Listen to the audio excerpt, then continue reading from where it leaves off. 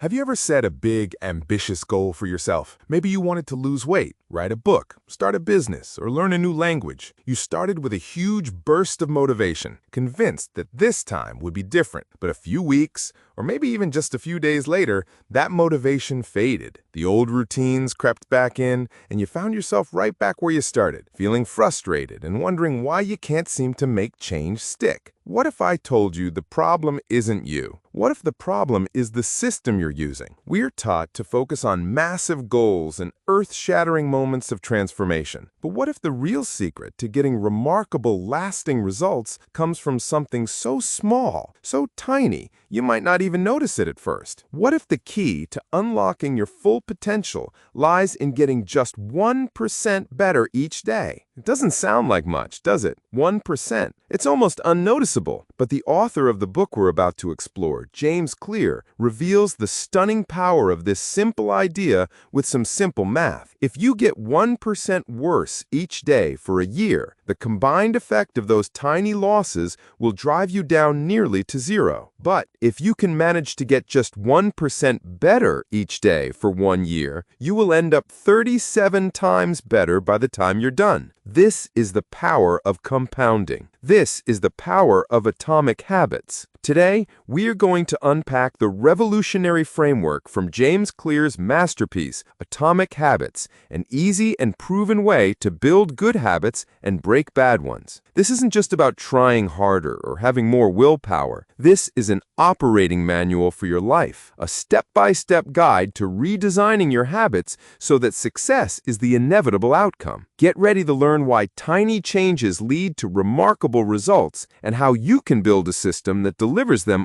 automatically. Let's start with the fundamental reason why our best efforts so often fail. We tend to overestimate the importance of single defining moments and underestimate the value of making small improvements on a daily basis. We expect our progress to be linear and immediate. We go to the gym for a week and get frustrated when we don't see a change in the mirror. We study a new language for a month and feel like a failure because we're not yet fluent. This leads to what James Clear calls the valley of disappointment. This is the frustrating gap between the linear progress we expect to see and the delayed compounding results that actually happen. Imagine you have an ice cube sitting on a table in a cold room. The temperature is 25 degrees. You slowly begin to heat the room. 26 degrees, 27, 28. Still nothing happens. The ice cube is just sitting there. 29, 30, 31 degrees. You've been putting in all this effort, but you see no tangible result. It's easy to get discouraged and think your work is being wasted. But then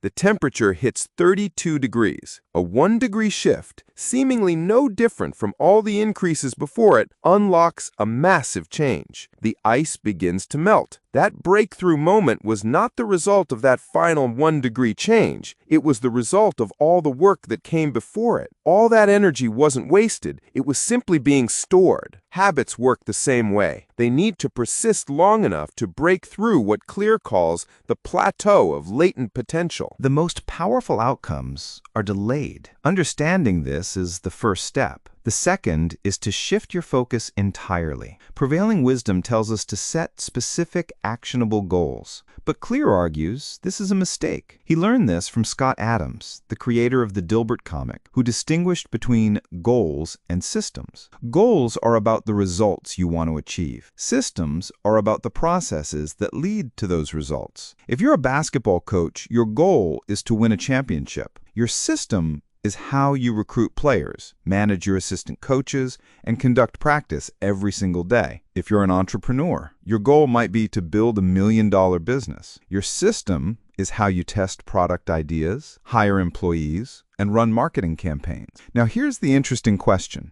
If you completely ignored your goals and focused only on your system, would you still succeed? The book argues that you would. The goal in any sport is to have the best score, but it would be ridiculous for the players to spend the whole game staring at the scoreboard. The only way to win is to get better each day. If you want better results, forget about setting goals. Focus on your system instead. This is a radical idea, and it's backed by 4 problems with a goal-oriented mindset. Problem 1. Winners and losers have the same goals. Every Olympian wants to win a gold medal. Every job applicant wants to get the job. If both successful and unsuccessful people share the same goals, then the goal itself cannot be what differentiates them. It's the commitment to a system of continuous small improvements that makes the difference. Problem 2. Achieving a goal is only a momentary change. Imagine you set a goal to clean your messy room. You summon the energy, and now you have a clean room for the moment. But if you maintain the same sloppy, pack-rat habits that created the mess, soon you'll be looking at a new pile of clutter. You treated a symptom without addressing the cause. Achieving a goal only changes your life for the moment. To improve for good, you need to change the systems that cause those results. Problem 3. Goals restrict your happiness. The implicit assumption behind any goal is, once I reach my goal, then I'll be happy. This mindset continually puts happiness off until the next milestone. It creates an either-or conflict. Either you achieve your goal and are a success, or you fail and are a disappointment. A systems-first mentality provides the antidote. When you fall in love with the process rather than the product, you don't have to wait to give yourself permission to be happy. You can be satisfied anytime your system is running. And problem 4. Goals are at odds with long-term progress. A goal-oriented mindset can create a yo-yo effect. Many runners work hard for months, but as soon as they cross the finish line, they stop training because the race is no longer there to motivate them. The purpose of setting a goal is to win the game. The purpose of building a system is to continue playing the game. True long-term thinking is goal-less thinking. It's about the cycle of endless refinement and continuous improvement. Ultimately, it's your commitment to the process that will determine your progress. If you're having trouble changing your habits, the problem isn't you. The problem is your system. You do not rise to the level of your goals. You fall to the level of your systems. This brings us to the most powerful and counterintuitive idea in the entire book. The reason most of us fail to change our habits is because we try to change the wrong thing. Clear explains that there are 3 layers of behavior change, like the layers of an onion. The first, outermost layer is changing your outcomes. This is about the results: losing weight, publishing a book, winning a championship. The second layer is changing your process. This is about your habits and systems, your routine at the gym, your writing schedule, your meditation practice. And the third and deepest layer is changing your identity. This is concerned with your beliefs, your self-image, your worldview, your judgments about yourself and others. Most people begin the process of change by focusing on the outside layer, what they want to achieve. This leads to outcome-based habits. The alternative, and the key to lasting change, is to build identity-based habits. With this approach, we start by focusing on who we wish to become. Imagine 2 people resisting a cigarette. When offered a smoke, the first person says, "No thanks, I'm trying to quit." This sounds reasonable, but this person still believes they are a smoker who is trying to be something else. They are hoping their behavior will change while carrying around the same beliefs. The second person declines by saying, "No thanks, I'm not a smoker." It's a small difference, but the statement signals a profound shift in identity. Smoking was part of their former life, not their current one. True behavior change is identity change. You might start a habit because of motivation, but the only reason you'll stick with one is that it becomes part of your identity. Anyone can convince themselves to go to the gym once or twice, but if you don't shift the underlying belief, it's hard to stick with it long term. Improvements are only temporary until they become part of who you are. The goal is not to read a book. The goal is to become a reader. The goal is not to run a marathon. The goal is to become a runner. So how does this work in practice? Your identity emerges out of your habits. You're not born with preset beliefs. Every belief is learned and conditioned through experience. More precisely, your habits are how you embody your identity. When you make your bed each day, you embody the identity of an organized person. When you write each day, you embody the identity of a creative person. When you train each day, you embody the identity of an athletic person. Every action you take is a vote for the type of person you wish to become. No single instance will transform your beliefs, but as the votes build up, so does the evidence of your new identity. This is why small habits are so powerful. They provide evidence of a new identity, and if a change is meaningful, it is, by definition, big. This is the paradox of making small improvements. The most practical way to change who you are is to change what you do. The process is simple. First, decide the type of person you want to be. Second, prove it to yourself with small wins. This entire framework rests on a simple 4-step model that is the backbone of every habit: cue, craving, response, and reward. Understanding this loop is the key to engineering your own habits. First, there is the cue. The cue triggers your brain to initiate a behavior. It's a bit of information that predicts a reward. It could be the sight of a cookie on the counter, the sound of your phone buzzing, or a specific time of day. Second, there is the craving. Cravings are the motivational force behind every habit. What you crave is not the habit itself, but the change in state it delivers. You don't crave a cigarette. You crave the feeling of relief. Third, there is the response. The response is the actual habit you perform. Whether a response occurs depends on how motivated you are and how much friction is associated with the behavior. Finally, there is the reward. The reward is the end goal of every habit. Rewards satisfy your craving, and they teach your brain which actions are worth remembering in the future. If a behavior is insufficient in any of these 4 stages, it will not become a habit. This loop gives us a simple framework for change, which James Clear calls the 4 laws of behavior change. To create a good habit, we need to make it obvious, make it attractive, make it easy, make it satisfying. To break a bad habit, we simply invert these laws. Now, if this framework for understanding and building habits is already starting to give you some aha moments, imagine what else you could learn by sticking with us. Take just a moment to hit that subscribe button for our channel, BookPiler. It's the simplest way to ensure you keep compiling the kind of knowledge that can genuinely reshape your life. We're grateful for every subscriber who joins our community of learners. Let's dive into the first law. Make it obvious. The process of behavior change must always start with awareness. You can't improve a habit if you're not aware of it. Most of our bad habits are so automatic they're essentially invisible. A great exercise to start with is the habits scorecard. Simply make a list of your daily habits from waking up to going to bed. Then, next to each one, mark it as a good habit plus, a bad habit minus, or a neutral habit equals. The goal is not to judge yourself, but simply to notice. This brings your unconscious behaviors into your conscious awareness. Once you're aware, the best way to start a new habit is to create a specific plan for when and where it will happen. This is called an implementation intention. The formula is I will, behavior, at, time, in, location. For example, I will meditate for 1 minute at 7 a.m. in my kitchen. Studies show that people who make a specific plan like this are far more likely to follow through. It's not that they have more motivation, they just have more clarity. You can make this even more powerful by using a strategy called habit stacking. Instead of pairing your new habit with a specific time and location, you pair it with a current habit you already do each day. The formula is after current habit, I will, new habit. For example, after I pour my cup of coffee each morning, I will meditate for 1 minute.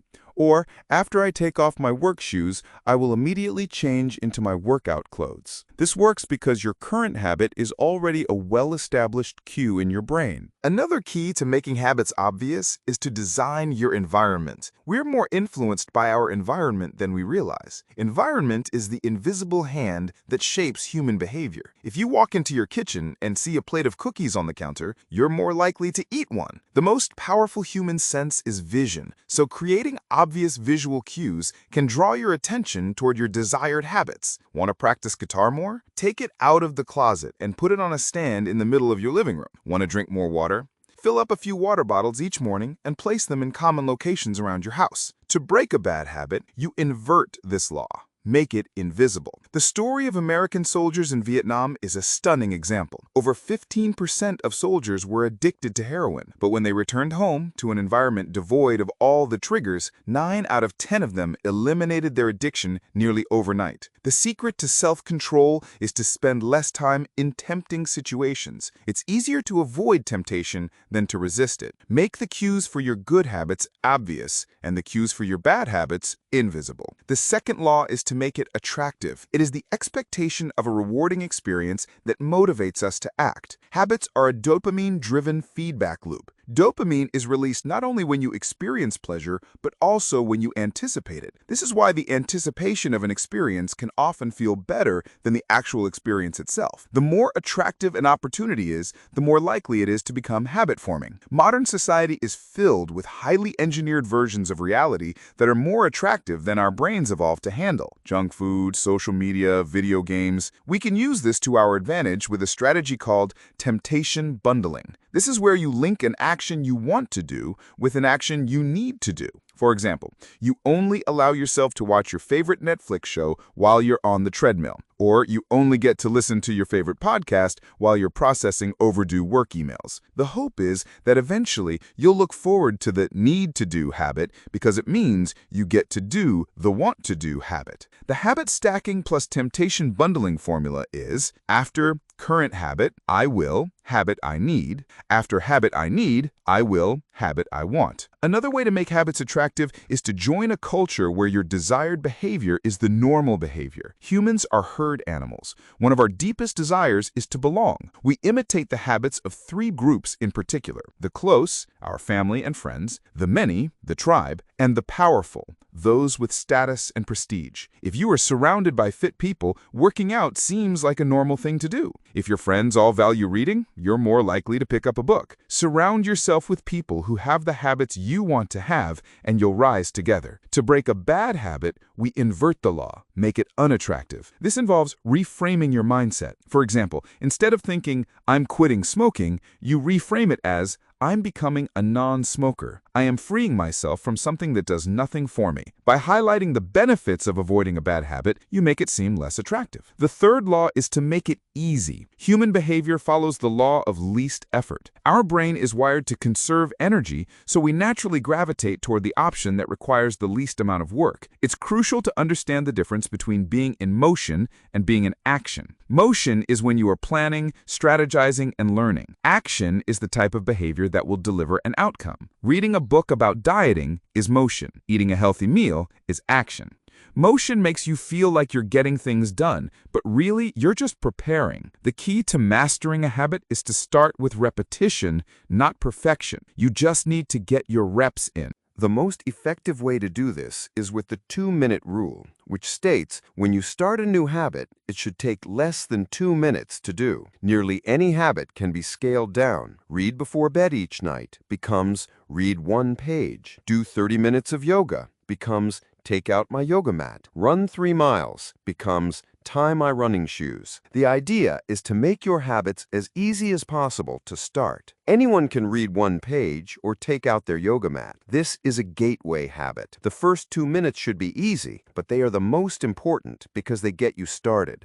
Once you've started doing the right thing, it's much easier to continue doing it. You must standardize before you can optimize. To break a bad habit, you invert the law, make it difficult. The central idea here is to increase the friction between you and your bad habit. If you watch too much television, unplug it after each use and take the batteries out of the remote. The extra 10 seconds of friction is often enough to prevent mindless viewing. If you're wasting time on your phone, leave it in another room for a few hours. The more friction there is, the less likely the habit will occur. You can also use a commitment device, which is a choice you make in the present that controls your actions in the future. The famous writer Victor Hugo, facing an impossible deadline, had his assistant lock away all of his clothes so he couldn't go outside, forcing him to stay in and write. By making his bad habit of procrastination impossible, he made his good habit of writing inevitable. This brings us to the fourth and final law: make it satisfying. This is the cardinal rule of behavior change. What is rewarded is repeated. What is punished is avoided. To get a habit to stick, you need to feel immediately successful. The problem is that our brains evolved for an immediate return environment, but we live in a delayed return environment. The consequences of bad habits are delayed. Smoking might kill you in 10 years, but it reduces stress now. The rewards of good habits are also delayed. Exercising today might prevent health problems in the future, but the immediate outcome is just sacrifice and effort. The solution is to add a little bit of immediate pleasure to the habits that pay off in the long run. The best way to do this is with a habit tracker. A habit tracker is a simple way to measure whether you did a habit. The most basic format is to get a calendar and cross off each day you stick with your routine. This is incredibly powerful for 3 reasons. First, tracking is obvious. The visual cue of the calendar reminds you to act. Second, tracking is attractive. The most effective form of motivation is progress. Seeing your streak grow is addictive and motivates you to keep going. Third, and most importantly, tracking is satisfying. It feels good to cross that X off. It's a little bit of immediate satisfaction that reinforces the behavior. The comedian Jerry Seinfeld uses this method to maintain his joke writing streak. His goal is simply to never break the chain. It's not about writing a great joke every day. It's about showing up. This focuses you on the process, not the result. And a crucial rule to go with this is never miss twice. Missing 1 day is an accident. Missing 2 days is the start of a new bad habit. When successful people fail, they rebound quickly. The breaking of a habit doesn't matter if the reclaiming of it is fast. To break a bad habit, we invert the law, make it unsatisfying. Just as we are more likely to repeat an experience when the ending is satisfying, we are more likely to avoid an experience when the ending is painful. The more immediate the pain, the less likely the behavior. A habit contract is a great way to do this. This is a verbal or written agreement where you state your commitment to a habit and the punishment that will occur if you fail. Then, you find an accountability partner to sign it with you. Knowing that someone else is watching and that there is an immediate social cost to inaction can be a powerful motivator. So there you have it, the 4 laws of behavior change. This is the secret to results that last. Success is not a goal to reach or a finish line to cross. It is a system to improve, an endless process to refine. It's a bunch of atomic habits stacking up, each a fundamental unit of your overall system. In the beginning, these small improvements can seem meaningless, but as you continue to layer them on top of one another, the scales of life start to move. You hit a tipping point, and suddenly it feels easier to stick with good habits. The weight of the system is working for you rather than against you. You want to push your good habits to be obvious, attractive, easy, and satisfying. And you want to push your bad habits to be invisible, unattractive, difficult, and unsatisfying. The secret to getting results that last is to never stop making these 1% improvements. It's remarkable what you can build if you just don't stop. Small habits don't just add up, they compound. And that is the power of atomic habits. Tiny changes and truly remarkable results.